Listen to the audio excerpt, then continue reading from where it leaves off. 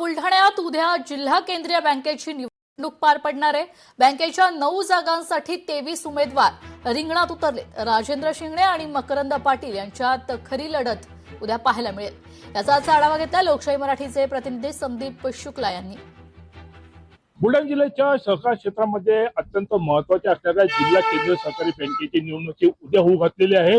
16 वर्षांनंतर ही जिल्हा केंद्रीय सहकारी बँकेची निवडणूक होत आहे आणि या निवडणुकीमध्ये माजी मंत्री डॉक्टर राजेंद्र शिंगणे यांचं सहकार पॅनल आहे आणि पालकमंत्री मकरंद पाटील यांचं परिवर्तक पॅनल आहे। ही निवडणूक ही जिल्हा केंद्रीय सहकारी बँकेची जरी असली तरी या निवडणुकीमध्ये राष्ट्रवादी विरुद्ध राष्ट्रवादी असा संघर्ष पाहायला मिळणार आहे। माजी मंत्री डॉक्टर राजेंद्र शिंगणे हे राष्ट्रवादी शरद पवार गटाचे आहेत, तर त्यांच्या विरोधामध्ये पालकमंत्री मकरंद पाटील यांनी स्वतंत्र पॅनल उभं केलं आहे।